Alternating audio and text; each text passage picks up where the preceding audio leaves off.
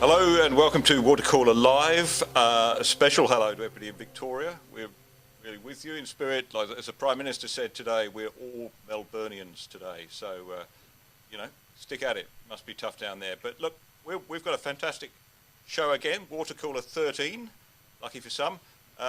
Later on we'll be hearing from Senator Jane Hume, Assistant Minister for Superannuation and FinTech, amongst other things, but they're the two parts of her portfolio we really want to talk to her about. I mean, like so much, things have changed. We had a long conversation with the Senator before Christmas about her thinking on superannuation policy and so forth, and I'm very interested to hear how that's changed, and particularly how the superannuation retrieval scheme, if I can call it that the government's been running during the COVID-19, how that's been going.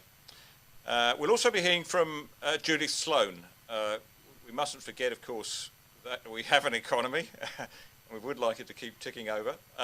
Judith will give us an assessment of where we're at, what the Melbourne outbreak might do for the outlook on that score, and other matters. But first to another matter, which is, of course, so much has changed during the COVID-19 outbreak. The whole policy agenda is moved in quite unusual directions. We've been really concerned, of course, about China, about what's happening up there in particular, and the whole defence capabilities, defence strategy that's going on. So look, to talk about that, first up, I'll stop babbling. There's only one person I think to go to. There's a go-to man on this subject, and that's Peter Jennings of ASPI. Peter, welcome to Watercooler Live. Nick, thank you so much for having me. Peter, first of all, let me ask you. You were somebody, of course, who I think wrote a lot and talked a lot about China and what it posed, the sort of threat it posed with its new militarization. Have you been surprised by what's occurred recently? Yes, I have, Nick, most particularly around the behaviour which is coming out of Communist Party Central and the senior leadership that's close to Xi Jinping. I had not expected that the Communist Party would take such an offensive turn as they have since the coronavirus, in terms of what is now being referred to as wolf warrior diplomacy. I'm sure you've heard the phrase that really is named after a Chinese sort of Rambo movie about a Chinese People's Liberation Army colonel that goes and fights American mercenaries in Africa. And wolf warrior diplomacy has sort of been a direction from Party Central to the diplomats and to the press that they control, saying to them, go out and be more assertive about China's position and pressure other countries. And so China has been doing this all around the world. I think it is spectacularly counterproductive from the point of view of the interests of the party, because it's losing them, not so much friends, but it's losing them partners, economic partners everywhere, and stiffening the spine of resistance in places like the UK and throughout Europe, to not allow China to become a sort of a bully in terms of international diplomacy. I don't think this is helping China's position at all. I think it's actually rather helping my position, Nick, in terms of being able to explain why we in Australia should be concerned about the arrival of a military superpower that just happens to be run by a Leninist one-party state. And there must surely be senior people in China who are asking themselves the question, is this the right strategy? But they're stuck with it for as long as Xi Jinping is in control. And so I fear we're going to be dealing with this harder, more coercive China for some years to come. Yes, indeed, Peter.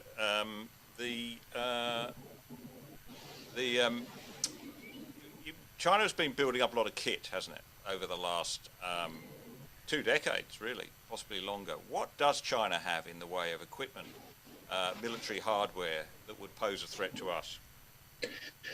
Well, it's been a 20-year journey, and really what's happened is that the People's Liberation Army, which is the name they use to cover all of their services, has actually shrunk in size from being the sort of large-scale peasant army that was about internal security in China to become a high-tech military with very strong capabilities in cyber, very strong capabilities in missiles, and the ability to project force quite some distance from the Chinese mainland.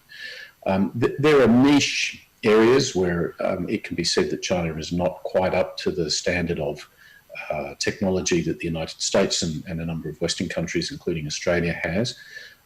So, for example, China is still struggling to develop appropriate jet engine technology. It's still struggling to develop appropriate stealth technology for the combat aircraft. But in other respects, Nick, what we have here is now really a military force that's second only to the United States. Obviously, as you get closer and closer to the Chinese mainland, it is more and more powerful because the American challenge is to operate at great distances if they're operating in the Western Pacific. This has been a direction that China has really been working on, with double-digit growth in defence spending year on year for several decades now. Chinese military spending now, second only to the United States, greater than all of the spending of all of the countries of the Indo-Pacific region other than the United States. So it's become a formidable force.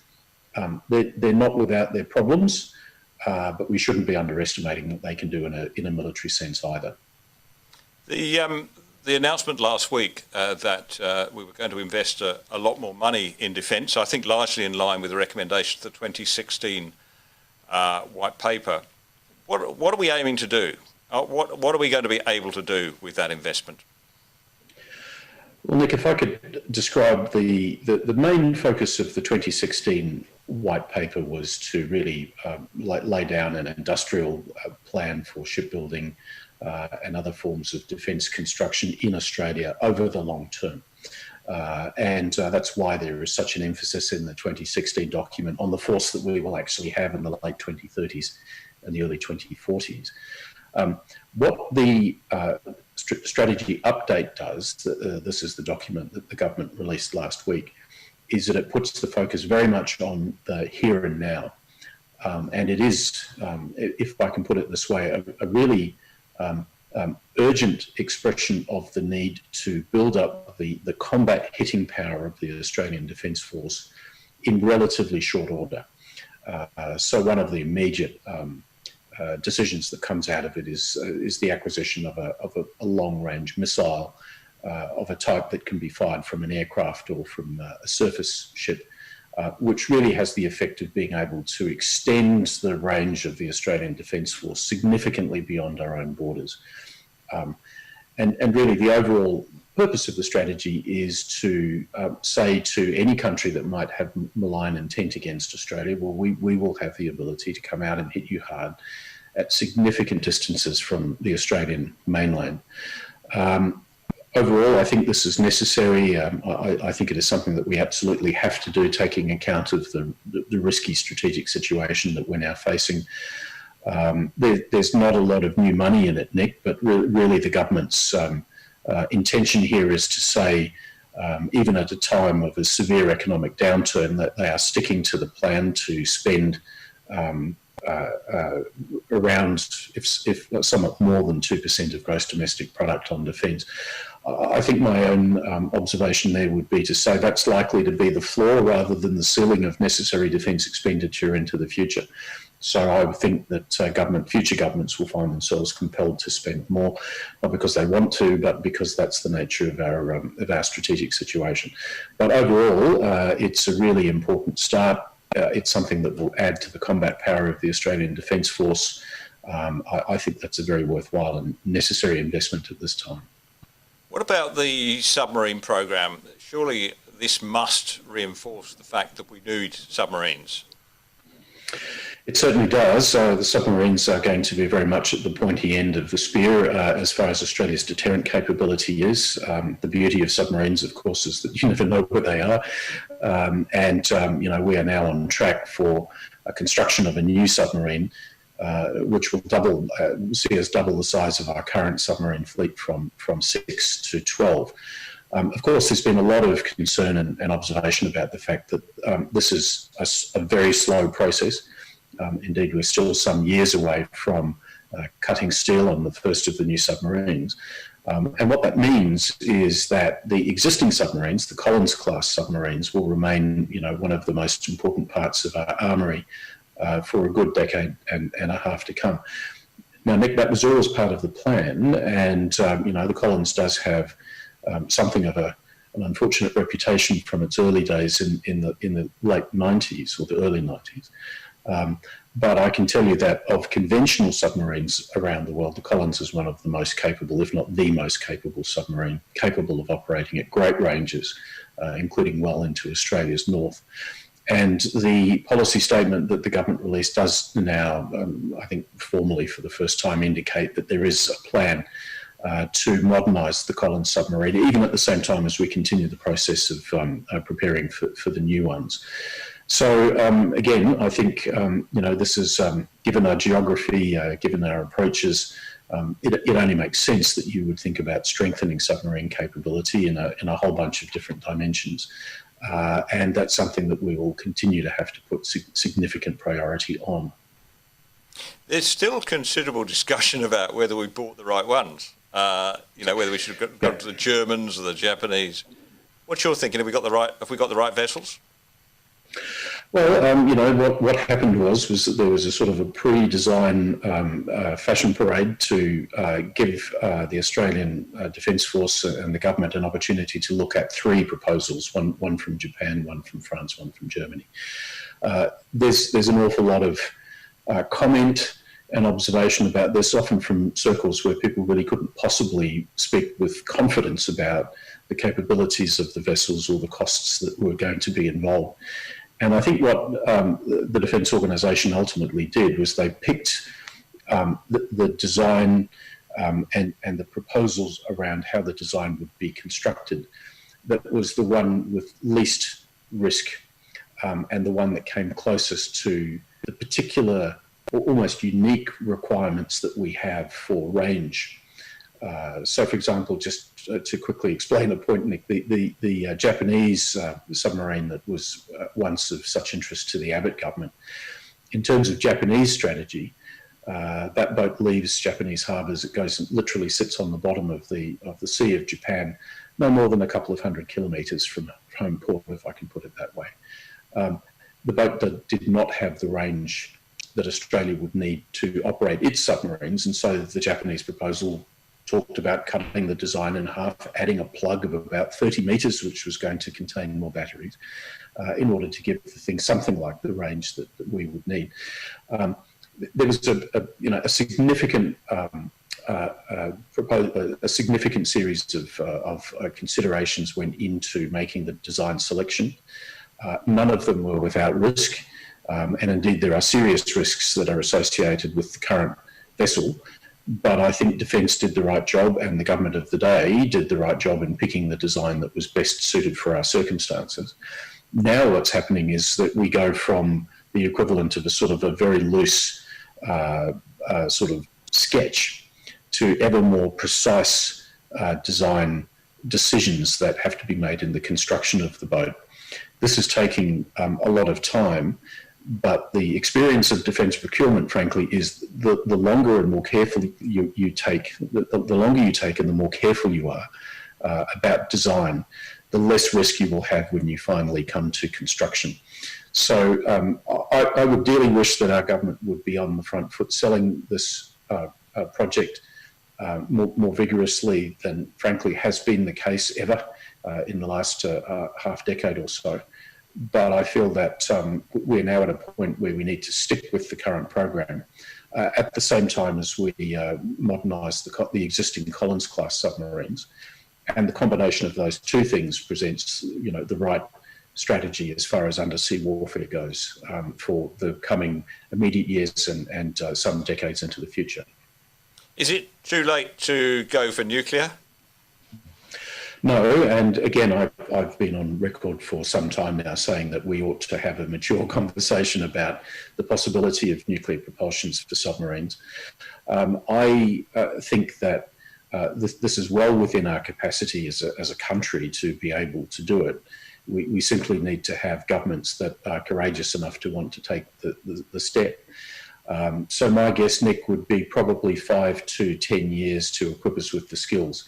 And really what that means is training a significant sized workforce inside the Navy and the wider defence system that would be able to manage nuclear reactors, nuclear propulsion reactors.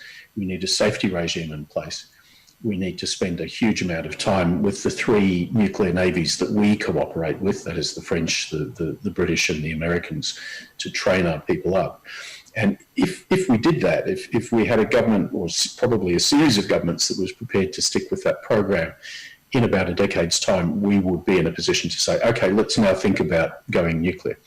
And what that, let me hasten to say, going nuclear for propulsion. What that would mean is that we could quite possibly by that time say, you know, the last 6 of the 12 future submarines that we construct will have a nuclear reactor in those boats. I think given the ranges that we want our submarines to operate, that would make sense. And what's really required is now for governments to start that conversation with the Australian public, to test the waters to see if people are actually prepared to do something that in the 1980s at least probably would have been very unpopular. I'm just not so sure that it would be that unpopular now, but someone's going to have to try and start that conversation, Nick. Yeah, indeed. Now, tell me through this ballistic capability that we're building up. I mean, one gets the idea of this sort of Star Wars plan where we're shooting down incoming missiles. I don't think it's quite like that, is it? It's not that easy. No, it's not. I mean, look, there's a general trend across all modern sophisticated militaries is for weapons to get longer and longer ranges. And, you know, that is certainly happening with the types of missiles that you hang under the wings of aircraft or you fire out of the box launchers at the front of warships. It's not, however, the types of ballistic missiles that we see, for example, the North Koreans launching that are intended to go intercontinental distances. What the defence strategy does is that it looks at a whole array of conventional missiles that will have ranges of several hundreds of kilometres that can be used by all of the 3 services, Army, Navy and Air Force. And I think that is just going to be an increasing feature of how modern military forces operate. There's also discussion about missile defence, but really what is meant by that, Nick, is defending, for example, a ship which we might, say, for example, deploy into the South China Sea. Now, that ship needs a capacity to be able to shoot down incoming missiles which are targeting it. And that is technology which is now available, certainly much more sophisticated than we saw, for example, in the Gulf War 20 plus years ago.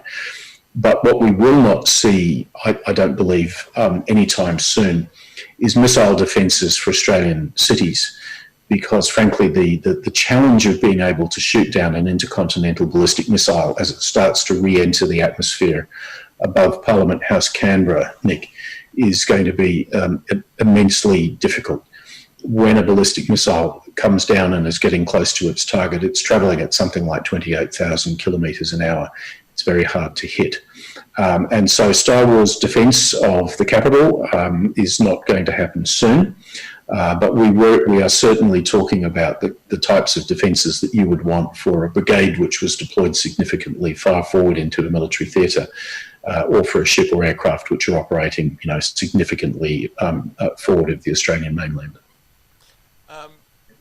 Tony Abbott, when he came into office in 2013, I lose track, made some, 2013, yes, made some quite far-reaching decisions on defence, increasing defence spending to 2% of GDP.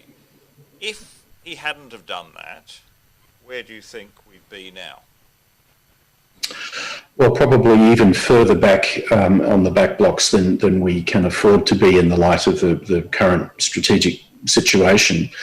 I mean, look, I was enormously relieved when we started to get growth back into the defence budget When Prime Minister Morrison launched the strategic update last week, he made a point of saying, when we came into office, when the coalition came into office in 2013, defence spending at that stage was about 1.5% of gross domestic product, the lowest that it had been since 1938.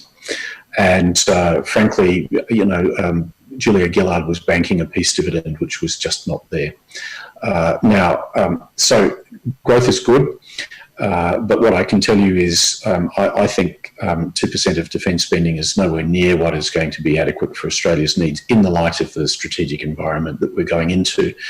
And Nick, I would make the point that for most of the Cold War, Australia was spending something in the order of 3.5% to 4% of gross domestic product on defence. So in some ways, perhaps double what we might be currently spending.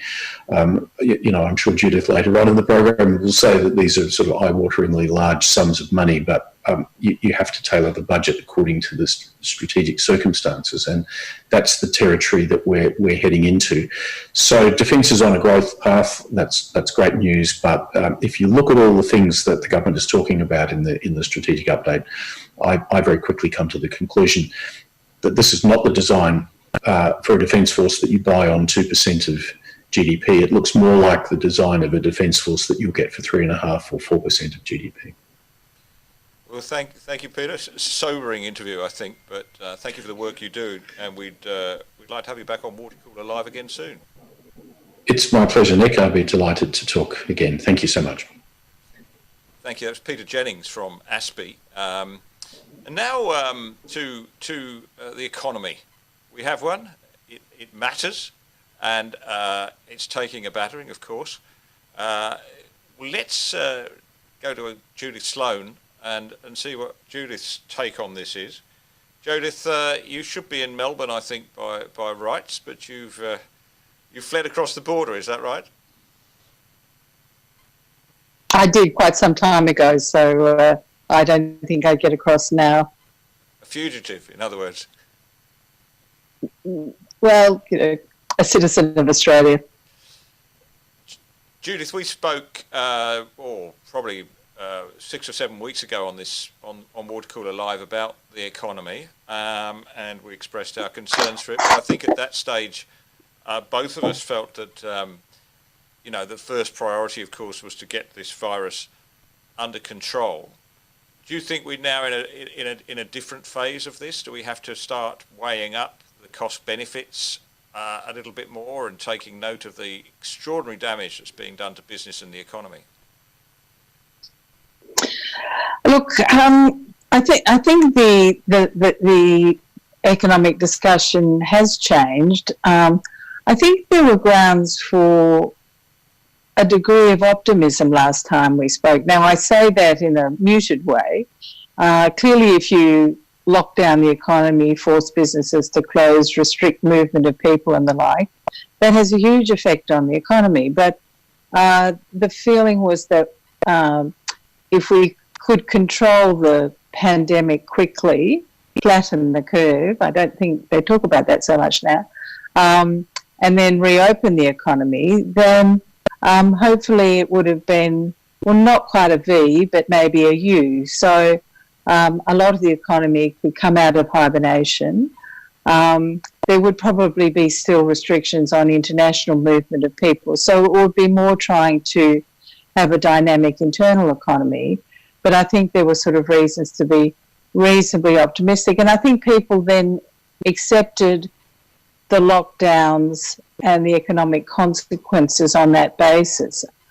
I think, unfortunately, it's a really different kettle of fish now. The idea that the lockdowns are being reimposed in most parts of Victoria, or the populated parts of Victoria. And then, of course, these restrictions on movements across the borders, which are both costly in a direct sense, but in an indirect economic sense, they're also extremely costly. So I'm afraid less optimistic than I was then. And I think you're right that the government and governments, or the National Cabinet, might have to start to think about how we live with the virus, as opposed trying to control the virus in a very heavy-handed fashion, which then has very heavy economic costs. Yeah, I mean, we know a lot more about the virus now. We know that the death rate, the mortality rate, is half what we thought it was. So there's a 0.5% chance you'd die. So that means 1,000 new cases in Victoria. We're sort of heading to that over the last couple of weeks. That equates to around 5 deaths. The ICU units in Victoria are hardly full. Last I looked, I thought there were 7 beds occupied out of several thousand. But it takes courage, doesn't it? It's going to take a lot of courage for a government to make those points, because every life is sacred in most people's minds. Well, you see, I think the people got on board initially because, as you say, we didn't fully understand the virus, and I think we understand it much better now than we did 2 or 3 months ago. And I mean, I was always on board with the idea that we had to at least, wait or do a number of preventative things before the hospital system could get geared up in terms of ICU capacity, protective equipment and the like. I got that, and I think a lot of members of the population got that. But I think we are in a sort of different phase, and I think I'm with you that, I think people, I feel so sorry for those businesses in Victoria that have, in a sense probably struggled but also enjoyed opening up, only now to be forced back into lockdown. I think that really knocks confidence, and economists are always interested in the impact of confidence on economic activity.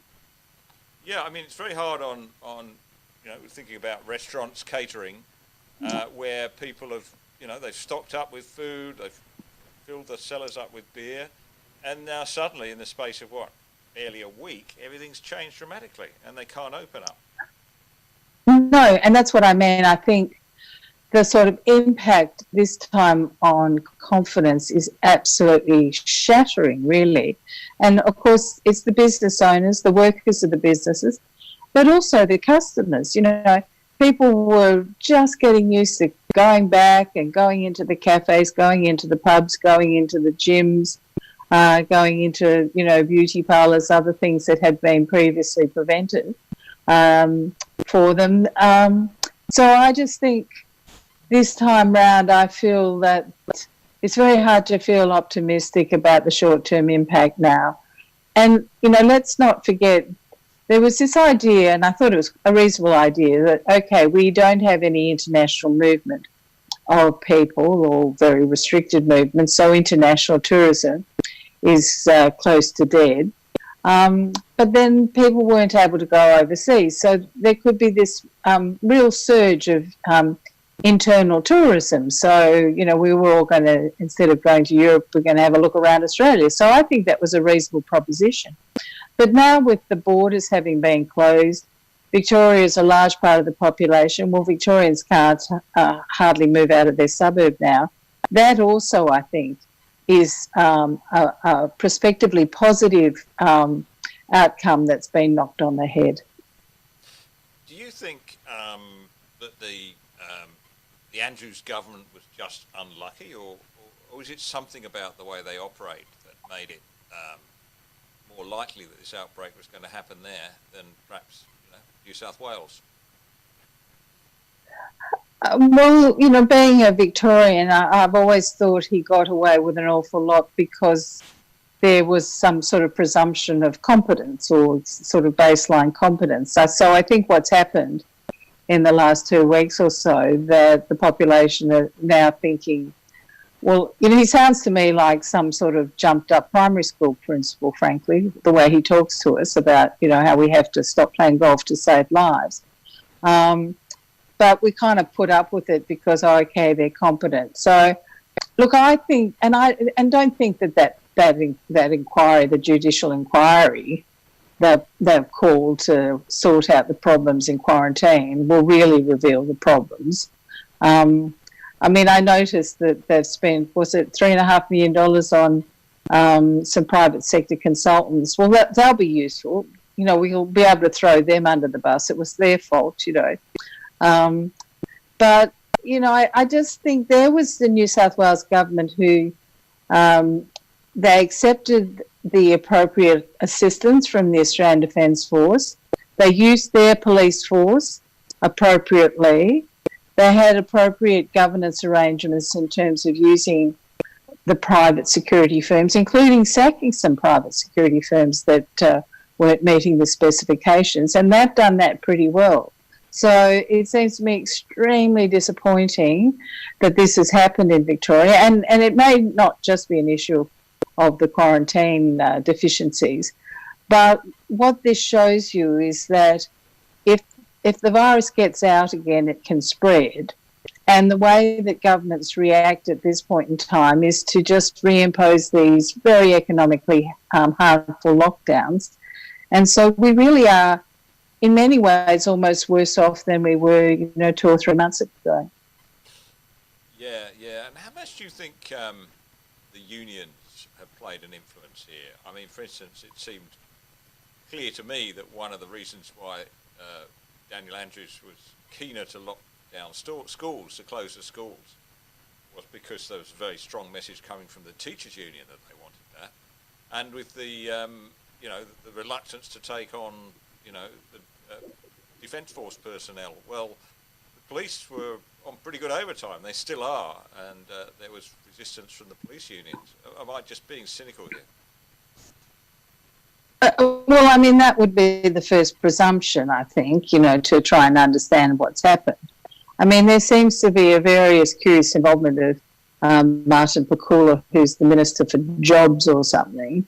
It's not even clear why his portfolio was involved.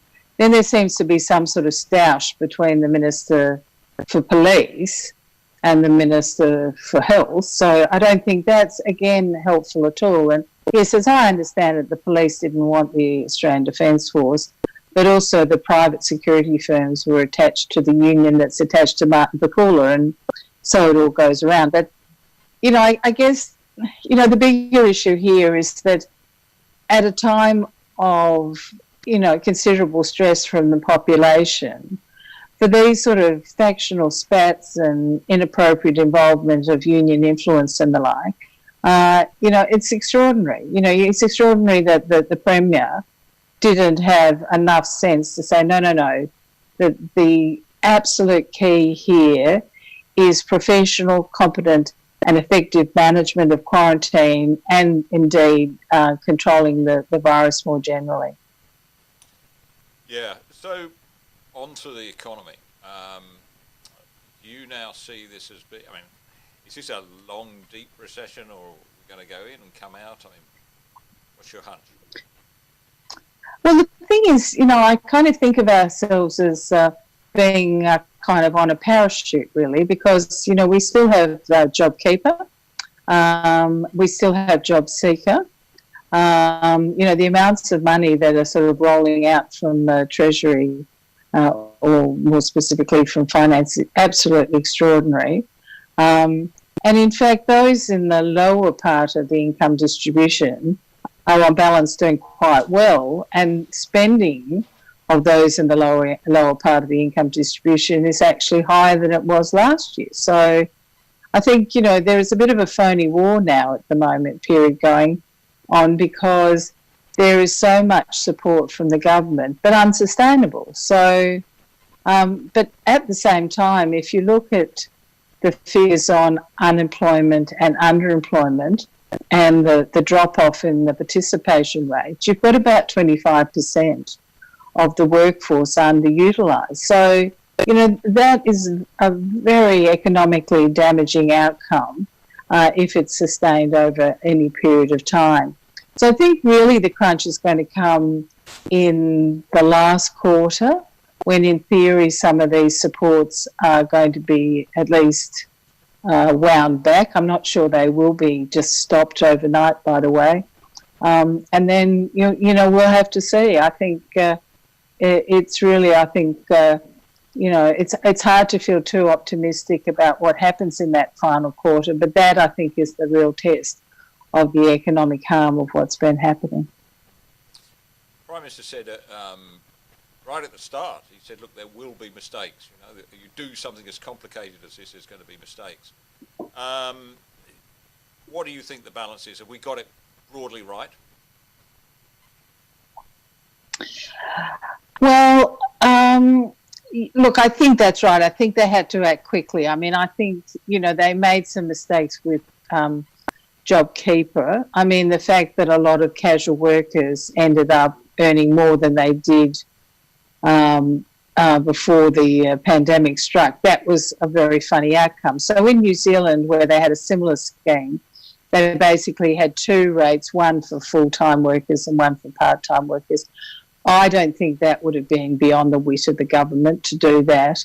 Probably too late to change, but I think that was a mistake.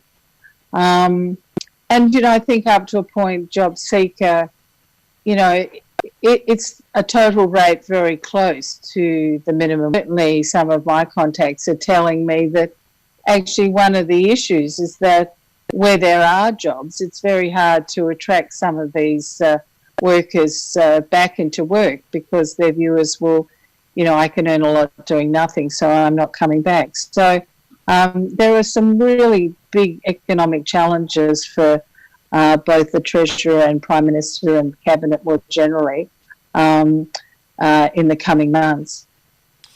Yeah, you're in Queensland right now, as I mentioned earlier.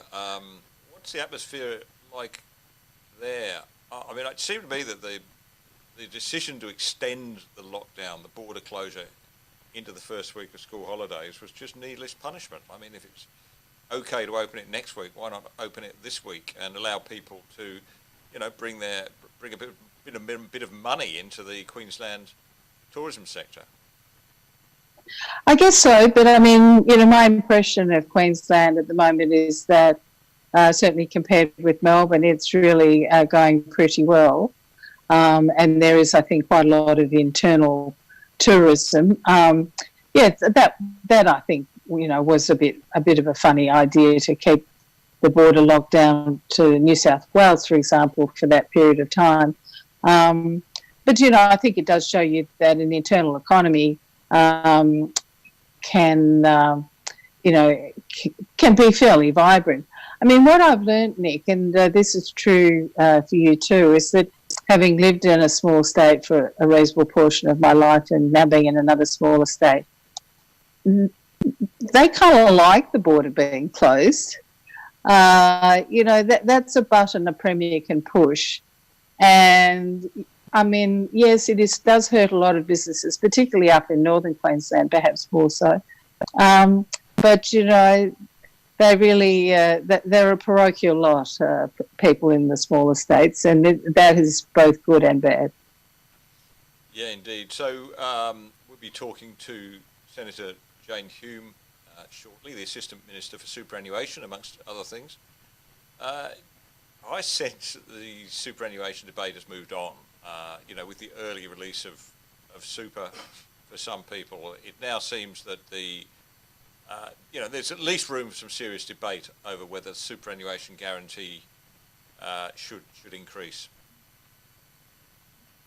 Look, it's been an extraordinary time. I think the industry super funds thought things were going terribly well, swimmingly well, you know, at the end of last year.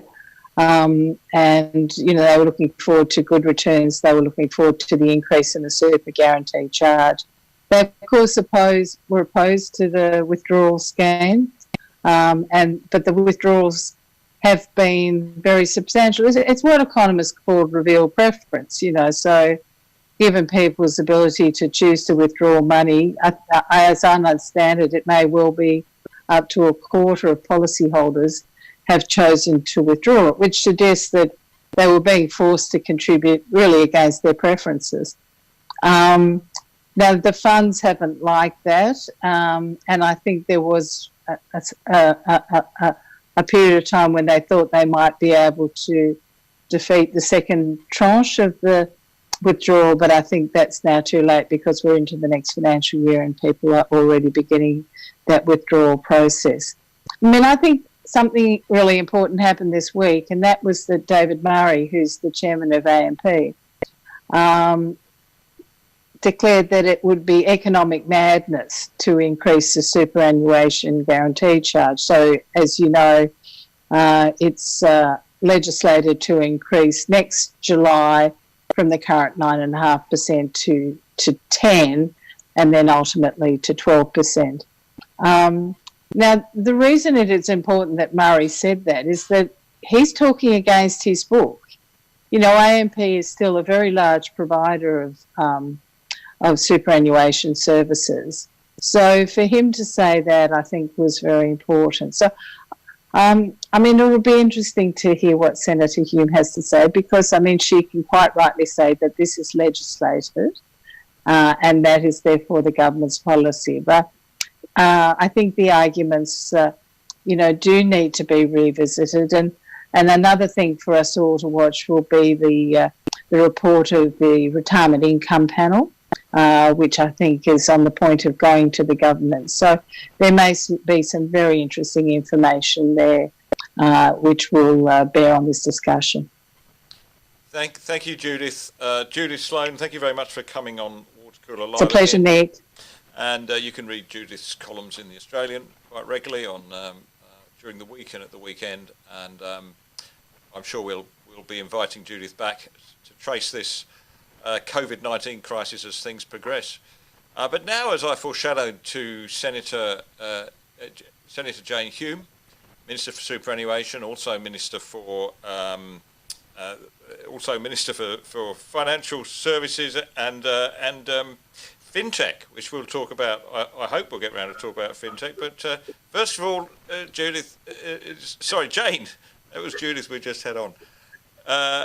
Jane, you're in Melbourne. How are things there?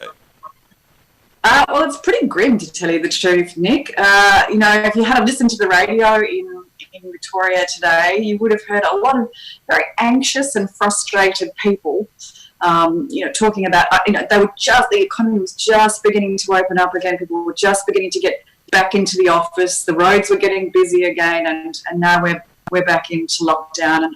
And, I like Judith, really feel for some of those particular small business owners, the gyms and the cafes that, we're just beginning to get back on their feet, and the retailers too. And now, of course, that's all been locked down again. You probably heard the Treasurer today say that, the cost of locking down Victoria is about $1 billion a week.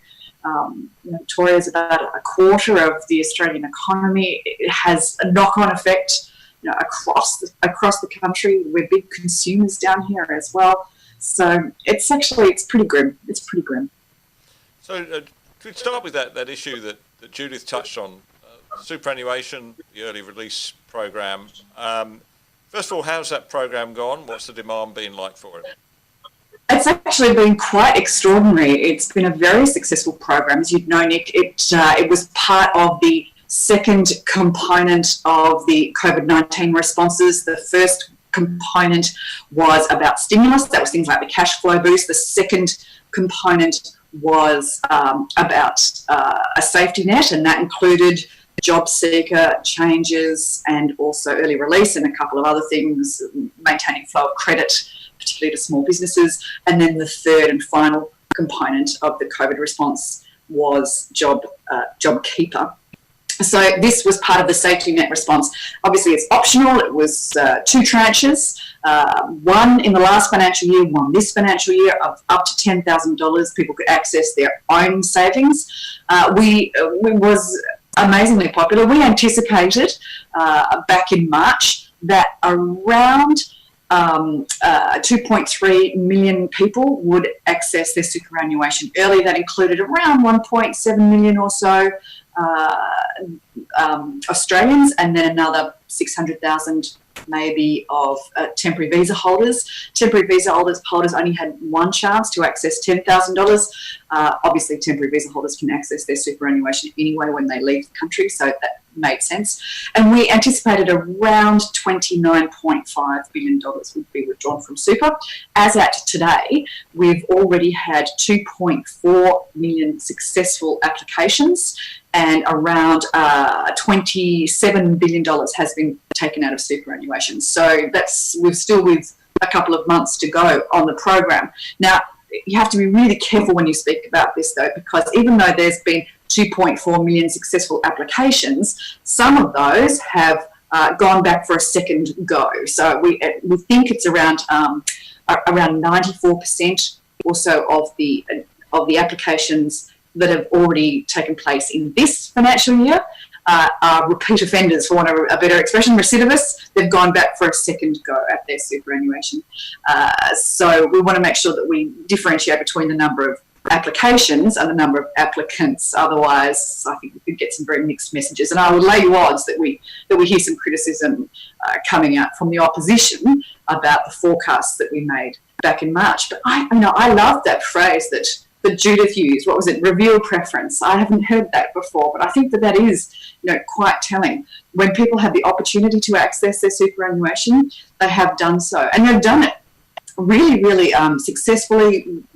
The funds, I tip my hat to them, have done a really good job at paying out that money in a very timely way. The vast majority of people who have put in an application to the ATO via the MyGov website have received their money from their superannuation funds within 9 days, and most often within 7, which is terrific. And that includes the approval process by the ATO and the funds responding to them. So that's been a really positive sign. The other positive sign that's come out of the early release program, of course, is that those 2.4 million successful applicants, let's just put it around let's just say 2 million people who have applied for the sake of simplicity. Those 2 million people, a lot of them probably haven't really engaged in the superannuation system before. One of the great problems with superannuation is that disengagement. But now people are looking to their super funds and go, well, how much have I got in there, and who's looking after it? What's happened to that nearly $1.10 of everything that I've earned forever and a day, and what's it earned, and how can I access it? Either my fund responding to my needs, and also they're saying, well, if I take this money out now, what's the trade-off? What will be the effect on my retirement outcomes, and what are the opportunities for me to make up lost ground if I want to contribute more in the future? Yeah, I remember we had a couple of lunches for industry lunches second half of last year. Now, the first one I introduced you as the minister with responsibility for $2.8 trillion in super funds, and I think by the time we got to the second one, it was $3 trillion. Where's it at now? I mean, are people looking at large losses from what we've seen so far with the stock market? Well, interestingly, it has come back a bit. I think that the balance of superannuation, the entire system is up around somewhere between 2.7 and 2.8 trillion dollars. So it has come back down from nearly 3 trillion. But that's, I think that's fascinating in itself. When you look at the early release of super program and what's come out of it, it is around 1% of the system. It is such a small amount on a relative scale to the size of the system overall.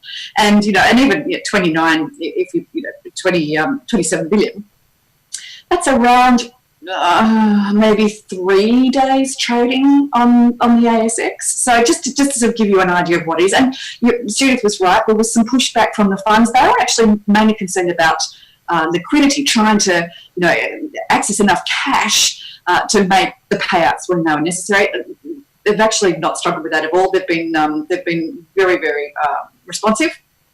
And in fact, one of the problems that the funds have seen is not necessarily the early release, but people that have kept their money in superannuation have a lot in the last 6 months. Many of them have switched to more conservative asset classes, and a lot of them have switched to cash out of equities. So the super funds have really that's been actually more of a problem for them, switching into more conservative asset classes rather than aggressive ones, not necessarily the early release program. And sometimes the switch to cash within the fund has been up to 3, 4, 5, 6 times higher than the amount that's been withdrawn from early release through the early release program.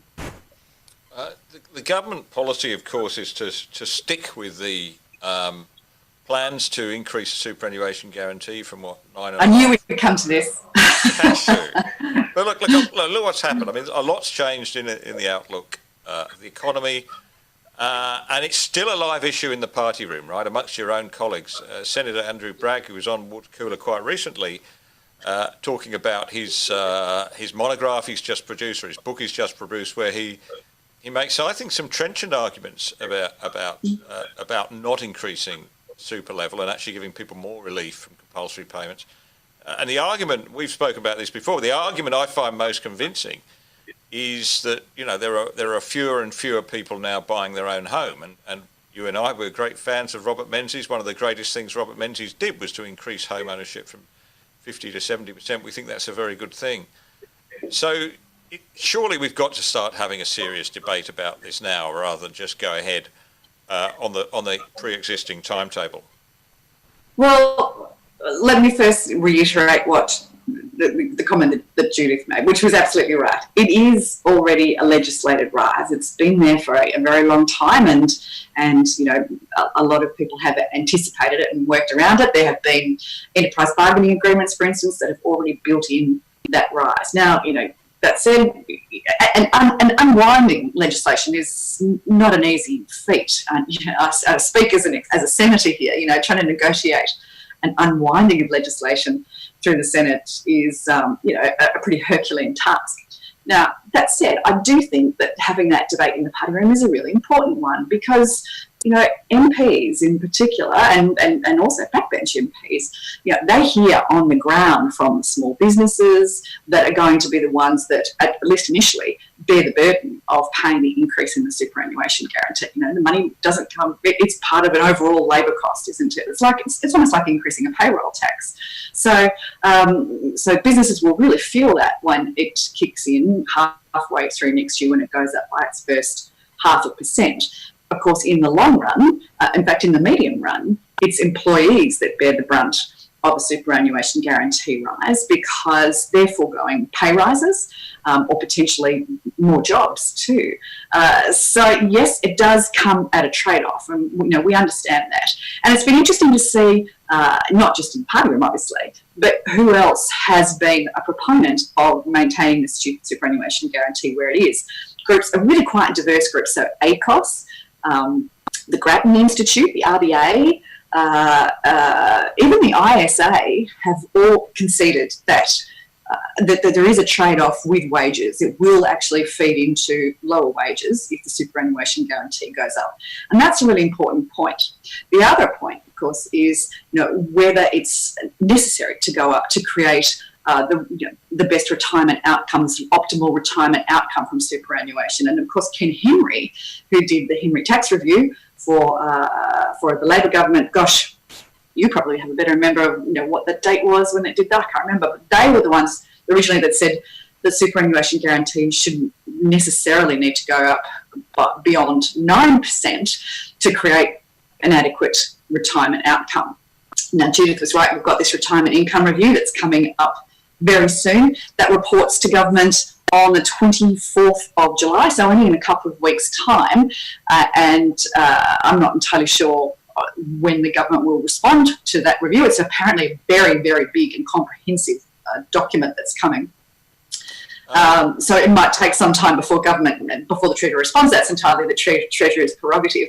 But it will do an analysis of the interaction between the three pillars of Australia's retirement income system: compulsory superannuation, age pension, and of course, you know, voluntary savings, and also home ownership too, which I think is a really important part, as you said, because home ownership has always been such a sort of a foundation stone for prosperity in Australia.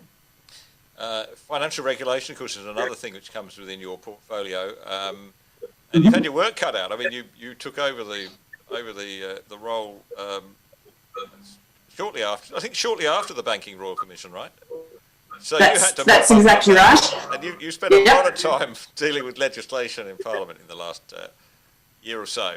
to deal with that? Yeah, well, in fact, I mean, just the response to the Banking Law Commission was going to take up around 3/4 of the legislative agenda, the economics portfolio legislative agenda anyway. And then, of course, you've got a budget, or a couple of budgets to deliver on top of that.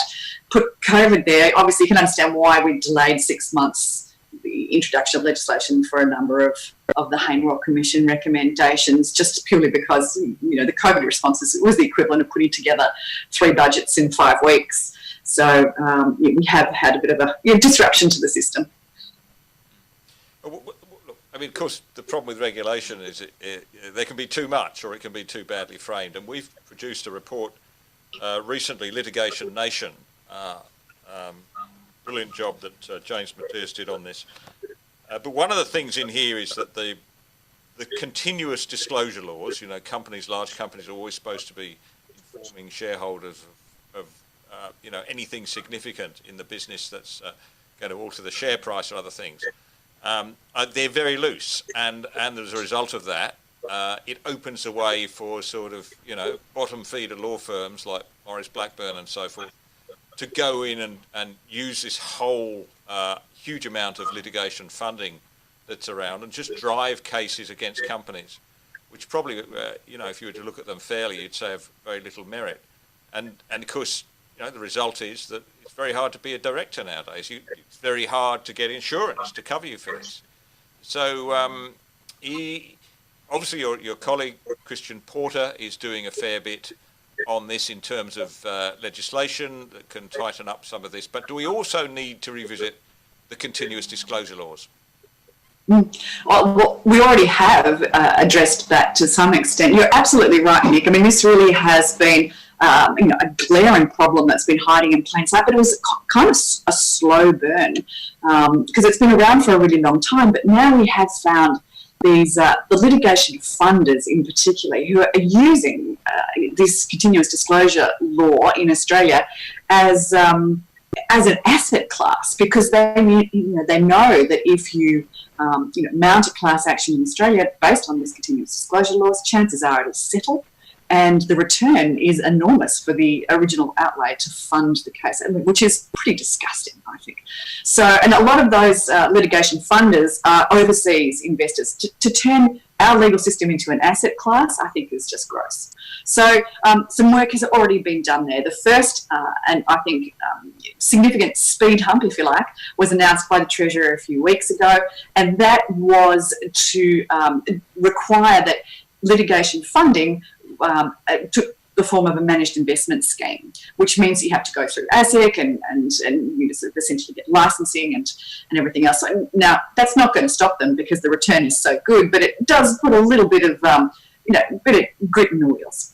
So that's important. But I actually think that the announcement that Josh Frydenberg made, that there would be essentially a 6-month easing of continuous disclosure laws that meant that directors' decisions on continuous disclosure don't attract a liability unless the directors knew or were reckless or negligent as to whether information would have a material effect on the price or on the value of the securities. And that easing of that requirement was something that Josh has, that the Treasurer has, the prerogative to give under he's got some pretty amazing powers at the moment during the COVID crisis. So he's given us a 6-month moratorium on that. I actually think that that's worth considering over time. You're right. I know people that will not become a director of a publicly listed company because of the liability associated with the continuous disclosure laws. The only thing you're not quite right on, I think, is the insurance issue. Insurance you can get because the insurers are just all that happens is the insurers then pass on the costs by raising the premiums. But those raised premiums, of course, apply to all directors, which are essentially a cost of doing business. So all shareholders pay for this problem. And that's not something I think that's really understood, which is why it's so important that we address it. Yeah, thank you for that. We've got a second report coming out, by the way, shortly on this theme, looking more at the impact on corporates. Look, on to something you and I have talked about before. We're both fascinated in it. FinTech. This is the idea, that you can Let's explain fintech. Well, it's a pretty big topic to explain because it doesn't just cover, it makes it sound like it's online banking or a, groovy app, but it's so much more than that. There's, reg tech and legal tech, or leg tech, I think it's called. But, from a government perspective, we have such a competitive advantage in financial services in Australia. It's something that we are particularly good at, and we have a lot of innovators here. Ironically, though, our banking system actually lacks an awful lot of competition. We have the big four banks, and it's very difficult for competitors to get into that market and take some of that market share, which is what brings prices down. From a government perspective, what we'd like to do for fintech is to help build, and I love this, and I know we've had this joke before, Nick, but help build an ecosystem. When you work in fintech, you talk about ecosystems, and when you work in a particular sector of fintech, you talk about a microclimate. It's all pretty cool. Everybody wears hoodies. But from a government perspective, what we want to do is help create the infrastructure to allow a fintech industry to really flourish in Australia, not just because of it in itself, because we want a really flourishing fintech industry that creates those high-paid jobs, that's an export opportunity, but more because it increases competition in financial services and brings prices down and creates better products for Australians. So the sort of infrastructure that I'm talking about, one was actually launched last week, which was the consumer data right. Now, for those of you that don't know what the consumer data right is, essentially your bank has an awful lot of information about you, not just your name and your email address and whether you have a transaction account, but how you use that transaction account. Jane walks in every day to buy a cup of coffee and uses PayWave to pay for it. She has a home loan that earns interest, every month, but she pays it off twice a month because she wants to pay principal and interest. But it used to be a interest-only loan. There's so much. Your credit cards, how you use your credit cards, whether you pay things out of your transaction account or whether you pay things on a credit card when they're over a certain limit. Do you pay off a credit card every month by the full amount or the minimum amount? And all of that data doesn't belong to the bank. It belongs to you. It belongs to the consumer. The consumer data right allows you to take that data from the bank and give it in a very secure way to a competitor to say, well, what can you do for me? Have you got better products that would suit me more, that are lower cost, that are more flexible? So it allows accredited data recipients to come into the market with their product offerings and hopefully bring down prices and expand choice. So that's one part of the infrastructure that we're providing. Now, the consumer data right essentially creates an open banking environment, which existed in the UK, but the Australian consumer data right experience is a little bit different because we're starting with banking, but it's going to be an economy-wide consumer data right. So it starts with banking, moves into energy, then telecommunications, eventually potentially insurance, superannuation, all those sort of grudge purchases, things where the money is sticky and it's often quite difficult to switch between providers. It's something that sits in the back of the filing cabinet and you say, I'll get to that one day. The consumer data right should make it much, much easier and should bring in that competition in all of those markets. So that's one thing. We also have a new payments platform that was put together by the RBA and a consortium of providers. You probably already know that you can now pay somebody instantly using their Pay ID or their mobile phone number. That's part of the new payments platform, those instant payment rails.